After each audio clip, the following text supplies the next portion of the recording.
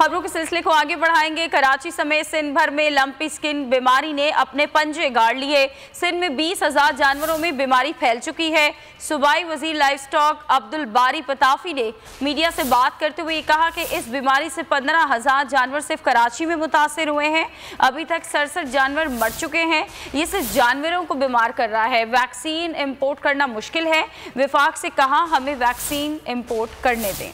Sindh government पहले काम कर रही थी। हम फेडरल गवर्नमेंट के साथ पहले से ही लड़ रहे थे कि आप जितना जल्दी हो सके इसको नोटिफाई करें, क्योंकि नया जो भी वायरस होता है उस वायरस को मोहतात तरीके से डील किया जाता है। इंसानों में ट्रांसमिट हो ही नहीं रही, लेकिन जहाँ जहाँ पे ये बीमारी थोड़ी सी भी हमें अंदेशा हुआ है तो हमने फौरी तौर पे अपनी फोर्स भेज के नवंबर से हम इस काम पे लगे हुए हैं और हम वहाँ पे उन जानवरों को हम क्वारंटाइन कर देते हैं, क्योंकि वो नया वायरस है तो हमारे पास उसकी वैक्सीन अवेलेबल नहीं है और उसकी वैक्सीन हमें इम्पोर्ट करनी पड़ती है।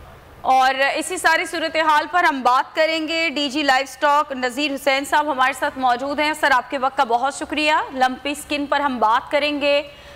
ये जो बीमारी है ये अब फैलती ही चली जा रही है और वैक्सीन के बारे में कहा जा रहा है कि एक तो ये महंगी बहुत है और इम्पोर्ट करना मुश्किल है, तो मुतबादिल तौर पर क्या हल है अब इसका? फिलहाल तो हमने जो एडवाइस किया है और सिंध गवर्नमेंट ने म्यूनिसिपल कमिश्नर्स के थ्रू, चूंकि ये बीमारी मच्छरों के थ्रू फैल रही है तो हमने कहा है कि मास जो है ना वो मुहिम चलाई जाए। मच्छरों के खिलाफ स्प्रे हो रहे हैं म्यूनिसिपल्स के साथ और डिप्टी कमिश्नर और जो लोकल एडमिनिस्ट्रेशन है उनके साथ मिलके। हम फार्मर हजरात को भी कह रहे हैं जितना हो सके मच्छरों से अपने जानवरों को बचाएं, ताकि जो मुमकिन जब तक हमें वैक्सीन पहुंच जाए तब तक आप इस चीज़ को जो स्प्रेड है उसको स्लो डाउन करें। और स्लो डाउन का एक ही तरीका है कि मच्छरों से हम बचाएं। अच्छा, कैटल फार्मर्स की तरफ से ये इल्ज़ाम आयद किया गया है कि 3 माह कबल ही इन्फॉर्म कर दिया गया था लाइफ स्टॉक वालों को, लेकिन उन्होंने इस सूरत हाल को, इस खबर को दबाए रखा। आप क्या बताएंगे, क्या वाकईतन ऐसा हुआ है?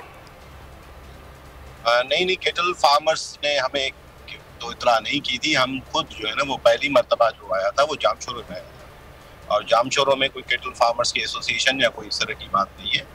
हमने पहले दिन से ही उसको ऑन बोर्ड लिया। हमारे जो फील्ड वेटनरियन से जो डॉक्टर थे उनका ये राय था कि ये लंपी स्किन है। चूंकि ये लंपी स्किन पाकिस्तान में पहली मर्तबा इस तरह की जो है ना वो नमूदार हो रही थी, तो इसके तस्दीक के और तहकीक के मराइल होते हैं। हमारी प्रोविंशियल लैब्स ने तहकीक करना शुरू कर दी। हमारी फाइंडिंग्स और जो सैंपल से हमने फेडरल गवर्नमेंट को भेजे। फेडरल गवर्नमेंट में हमारी नेशनल वेटरनरी लेबोरेटरीज होती है, तो वो ही मुस्तनिद इदारा है जो तहकीक के बाद अनाउंस कर सकता है। क्योंकि एक मुल्क में जब लंपी स्किन आ जाती है या कोई नई बीमारी आ जाती है तो उस दौरान आपके मराहल तय करना। ठीक है नज़ीर साहब, ये बताइएगा कि इस बीमारी को महदूद किस तरह किया जा सकता है अभी इन रिसोर्सेज को देखते हुए? सबसे पहली बात यह है कि जो खुशाइन बात है वो ये है कि हमारी कल भी फेडरल गवर्नमेंट से बात हुई है और चीफ मिनिस्टर साहब और चीफ सेक्रेटरी साहब ने भी खुद बात की है।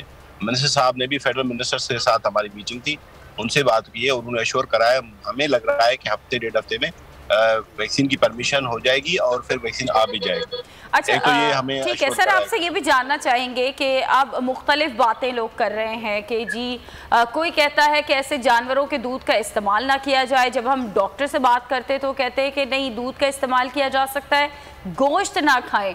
आप क्या बताएंगे, ये जो मुतज़ाद बातें हो रही हैं आप क्या कंफर्म करेंगे? क्या दूध दही का इस्तेमाल हो सकता है? जी बिल्कुल, दूध और दही और गोश्त का इस्तेमाल हो सकता है, कोई मसला नहीं है। क्योंकि दुनिया में ये 100 साल हो चुके हैं इस बीमारी को और कहीं पे भी निशानात नहीं मिले कि किसी भी तरीके से गोश्त के थ्रू या दूध के थ्रू या मच्छर के थ्रू या किसी भी फैलाव के थ्रू जो है ना वो ये इंसानों में मुंतकिल हुई। तो इस वजह से, और अभी तक भी हम नवंबर से टेक डाउन कर रहे हैं और सितंबर अक्टूबर में हमने देखा थोड़ा सा, मुझे हमें जो फोटोग्राफ मिले वो मिले थे साउथ पंजाब के, वहाँ पे भी हम देख रहे हैं कि ये पैटर्न चल रहा है। कहीं पे भी किसी एक इंसान में मुंतकिली की न है न ही किसी और ममालिक में, क्योंकि ये 1927 में फर्स्ट टाइम आई थी और 1927 में साउथ अफ्रीका के जितने भी हैं ममालिक उनमें पाई जाती है, ईस्ट यूरोप में पाई जाती है, ईरान में है, इंडिया में है, अफगानिस्तान में, लेकिन कहीं पे भी एक दफ़ा भी ये इस तरह का नहीं हुआ। यानी यहाँ तक कि गाय से निकल के भैंस को नहीं लग रही। गाय से निकल के आप तो जो बकरी को नहीं नजीर लग साहब, गाय से आप निकल ये बता रहे हैं कि जो है वो गोश्त जो है वो इस्तेमाल किया जा सकता है, इसके नुकसानदेह जो है मुज़िर असरात जो है वो मुरतब नहीं होंगे इंसानी जिंदगी पर? बिल्कुल भी नहीं। और मैं आपको एक और बात बताता चलूं कि जितना भी दूध यहाँ पे बिक रहा है वो 80% भैंसों का होता है, और भैंसों को ये बीमारी नहीं लग रही, सबसे पहली बात।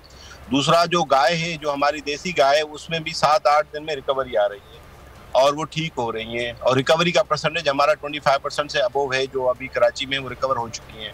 उसके अलावा जो है वो जो जिस गाय को ये बीमारी लाक हो जाती है तो खाना पीना छोड़ देती है, तो वो दूध देना भी छोड़ देती है। तो ये कॉन्सेप्ट कहना कि ये बीमारी वाला दूध है, ये तो मुमकिन नहीं है। नजीर साहब, एक अंदाजा बता सकते हैं आपके सिंध में कुल कितने जानवरों को जो है वो इस बीमारी का सामना करना पड़ा? अभी तक जो हमारी फिगर है वो अभी फिगर जो है वो हमारी 21,000 से ऊपर जा चुकी है, और जो कल की लेटेस्ट खबर है उसके अंदर हमारी रिकवरी जो है 25% से अबव है, और कल सुबह तक 67 थे, और आज रात तक देर तक 107 जानवर जो है ना वो इसका शिकार हो गए, और ज्यादातर वो हैं जो क्रॉस ब्रीड है या जो बाहर से इंपोर्ट किए हैं। हमारी देसी। अच्छा सर, हाल ही में एक डॉक्टर से हमने बात की थी इसी बीमारी को लेकर, और गोश्त और दूध के इस्तेमाल पर हमने बात की, तो उन्होंने कहा कि ऐसे जानवरों के दूध का इस्तेमाल किया जा सकता है लेकिन गोश्त का नहीं। लेकिन आप ये फरमा रहे हैं कि गोश्त और दूध दोनों का इस्तेमाल हो सकता है, तो हम किसकी बात पर यकीन करें? कोई मसला नहीं है। सबसे पहली बात ये कि इस तरह का गोश्त कोई स्लॉटर नहीं कर रहा। ठीक है, तो इस वक्त क्या सूरत हाल, क्या इख्तियाती है नज़ीर साहब? ये बताएगा कि जल्द अज जल्द जो इसको रोकने के लिए, इस बीमारी को किया जा सकता है, वो वैक्सीन ही है? जी बिल्कुल, क्योंकि वायरल जो है, जिस तरह कोरोना था, तो कोरोना के अंदर हमने 1.5 साल इंतजार किया वैक्सीन का ना। और इसी तरह अगर हम देखें, डायग्नोस्टिक किट भी शुरुआत में नहीं होती, तो फेडरल गवर्नमेंट ने अभी किट्स मंगवाई थी, उसके बाद ही जनवरी में ये, फिर फरवरी तक तहकीकी फिर ये हुआ। इसी तरह जो वैक्सीन है वो भी थोड़ा टाइम लग जाता है, लेकिन 1 हफ्ते 1.5 हफ्ते में हो सकती है। और हमने सिंध गवर्नमेंट को कल लिखा है, खत डिपार्टमेंट की तरफ से। तो नज़ीर साहब, गई है, जब तक वैक्सीन अरेंज नहीं हो पा रही, उस वक्त तक कुछ ऐसा नहीं हो सकता कि जितने जानवरों के अंदर ये बीमारी आ रही है उनको महदूद कर दिया जाए? आप बता रहे हैं कि 21,000 के करीब जानवर हैं, जिसमें हमने कहा है कि हम लोकल वैक्सीन बनाना चाह रहे हैं कंट्री के अंदर, वो सारी लोकल। तो ये इसमें 8 से 9 महीने लग सकते हैं, जब तक हम 5-6 महीनों के लिए हम बाहर से वैक्सीन जो है ना वो मंगवाना चाह रहे हैं, और उसके लिए हमें परमिशन के कभी इम्कान है, और तकरीबन 3 एप्लीकेशंस जमा हो चुकी हैं फेडरल गवर्नमेंट को। आपको क्या लगता है सर, 3 एप्लीकेशंस के बाद कितनी जल्दी इस पर अमल दरामद हो जाएगा? कितना वक्त लगेगा? मैक्सिमम जो उनकी रिक्वायरमेंट थी फेडरल गवर्नमेंट की, एक कंपनी ने कल पूरी जब कर दी थी, आज दोनों जो है अभी जमा करा के आई हैं, तो मैं समझता हूँ तीनों ने रिक्वायरमेंट पूरी कर ली है, और वो फिर 24 आवर्स में हमें परमिशन दे सकते हैं, या मैक्स 1 वीक के अंदर, और फिर वहाँ से सिर्फ इम्पोर्ट होनी है। और इसमें हम तहे दिल से शुक्रगुजार हैं फेडरल गवर्नमेंट का कि वो भी काफ़ी आगे कदम बढ़ा रही है, और फेडरल मिनिस्टर ऑलमोस्ट रोज़ाना बुनियादों पे हमारे साथ मीटिंग में होते हैं।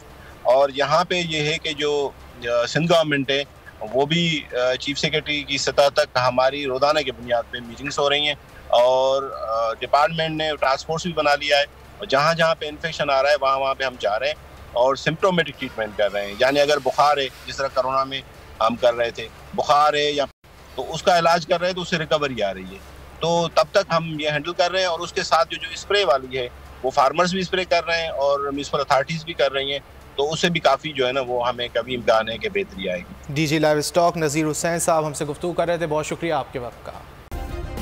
सब्सक्राइब करें और बेल दबाएं ताकि कोई खबर रह न जाए।